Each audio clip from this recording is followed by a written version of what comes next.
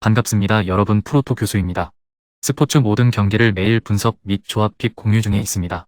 영상에 공개되지 않는 정보들도 정보방에 입장하시면 확인하실 수 있으니 참여를 희망하시는 분들은 영상 하단 고정 링크를 통해서 아무 조건 없이 자유롭게 참여가 가능하니 많은 참여 부탁드리겠습니다.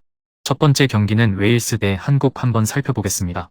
원격 지휘 논란으로 구설수에 오른 클린스만 감독 입장에선 이번 유럽 원정을 통해 확실한 경기력으로 여론을 반등시켜야 한다는 부담감을 안을 수밖에 없는 측면이 있습니다.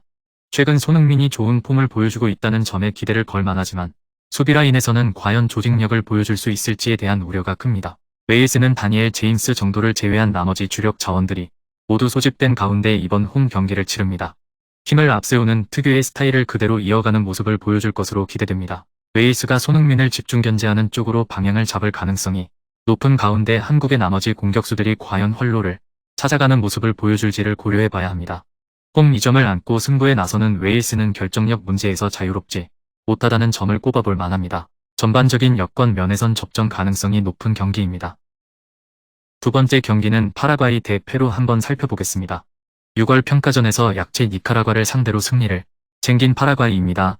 하지만 이번 월드컵 예선에서 기대감을 갖게 할 정도의 성과라 보긴 어렵습니다. 지지부진한 세대 교체가 여전히 이어지는 가운데 이번 예선에서의 전망도 썩 좋다고 보긴 어렵습니다. 아시아 원정에서 1승 1패를 기록했던 페루 역시 파라과이와 마찬가지로 전망이 썩 좋지 않은 월드컵 예선이라 할 수 있습니다. 공수 전반에서 확실한 모습을 보여주진 못했다는 점에서 이번 첫 경기에서 어느 정도의 경기력을 보여주느냐가 향후 흐름을 결정짓는 요소가 될 가능성이 높습니다. 두 팀 모두 신중하게 승부를 풀어가는 데 집중하는 모습을 보일 것으로 기대됩니다. 결정력이나 수비력 모두 불확실한 측면이 많은 가운데 치르는 승부라는 점에서 부담감은 더 높아질 수밖에 없습니다. 여러 측면에서 볼 때 결국 접전 양상의 승부가 될 가능성이 높아 보입니다.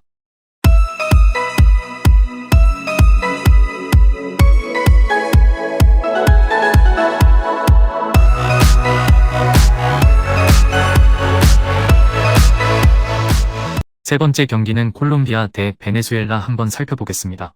콜롬비아는 노장 팔카오가 빠진 것을 빼면 기존 구성에서 크게 달라지지 않은 모습으로 이번 예선전에 나섭니다. 지난 6월 평가전에서 독일을 완파하는 이변을 만들면서 기세를 올린 가운데 이번 예선에서도 흐름을 이어가는 대주력하는 모습을 보여줄 것으로 기대됩니다. 남미 최하위권인 베네수엘라는 6월 A매치에서 연승에 성공하기는 했으나 모두 비슷하거나 수어 아래의 상대를 만나 거둔 성과라는 점을 고려해야 합니다.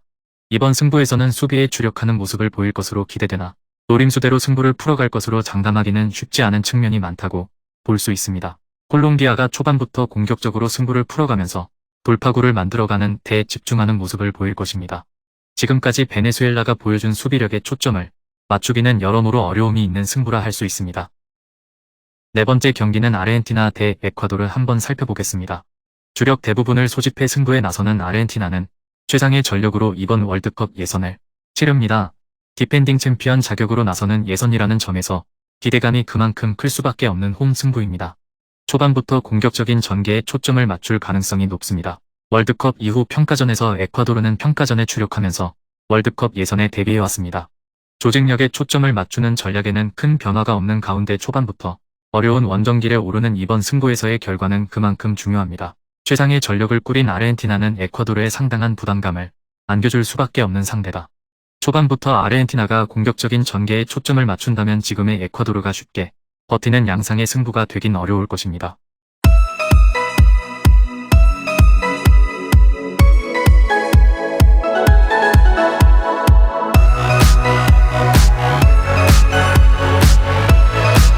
다섯 번째 경기는 트리니다 대 퀴라소 한번 살펴보겠습니다. 골드컵에서 자메이카와 미국에 잇따라 대패하면서 한계를 드러낸 트리니다드 토바고지만 여전히 카리브 영내에서는 나름대로 힘을 가진 팀으로 꼽힙니다. 홈 2점을 안고 치르는 이번 경기에선 적극적인 공세를 통해 결과를 내는 대주력하는 모습을 보여줄 것입니다. 퀴라소는 골드컵 플레이오프에서 세인트 키츠 네비스의 덜미를 잡히는 등 최약체의 모습을 고스란히 드러낸 가운데 이번 경기에서도 어려움이 불가피한 흐름의 승부를 펼칠 수밖에 없는 입장입니다. 트리니다드 토바고가 초반부터 적극적인 공세로 나설 가능성이 높은 가운데 지금의 퀴라소가 이를 막아내는 흐름을 기대하기는 어려워 보입니다. 어느 정도 차이가 벌어지는 양상의 승부로 갈 가능성도 염두에 둔 접근이 필요합니다. 이변을 기대하기엔 힘의 차이가 큽니다. 마지막 6번째 경기는 과테말라 대 엘살바도르 한번 살펴보겠습니다. 온두라스와의 평가전을 무승부로 마무리한 과테말라는 조직력을 점검한 뒤 갖는 승부라는 점에 의미를 둘 만합니다. 다만 무득점에 그쳤던 공격진이 과연 이번 승부에서 얼마나 달라진 모습을 보여줄지는 생각해볼 여지가 있는 게 사실입니다. 엘살바도르는 골드컵 이후 첫 A매치를 치르는 가운데 이번 경기에서 과연 얼마나 향상된 모습을 보여줄 수 있을지가 관건이 될 것으로 보입니다. 공수 전반에서 안정적인 경기력을 보여줬다고 하긴 어려운 측면이 분명 존재한다는 점에서 이번 원정에선 안정감에 초점이 맞춰질 수밖에 없는 부분이 있습니다.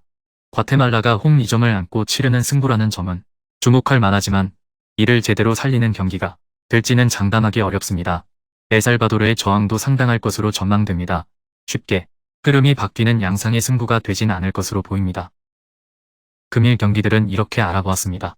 좀 더 다양하고 많은 정보를 원하시는 분들은 영상 하단 댓글에 링크 클릭 후 문의하시면 아무런 조건 없이 정보방 입장 가능하니 입장하셔서 정보 받아보시길 바라겠습니다. 그리고 영상에서 리뷰하지 않은 디테일한 정보와 조합픽은 매일 교수 정보방에서 공유하고 있으니 꼭 참여해보시길 권장드리며 이번 영상은 여기까지 하겠습니다. 시청해주셔서 감사드리며 늘 여러분들의 건승을 기원합니다. 감사합니다.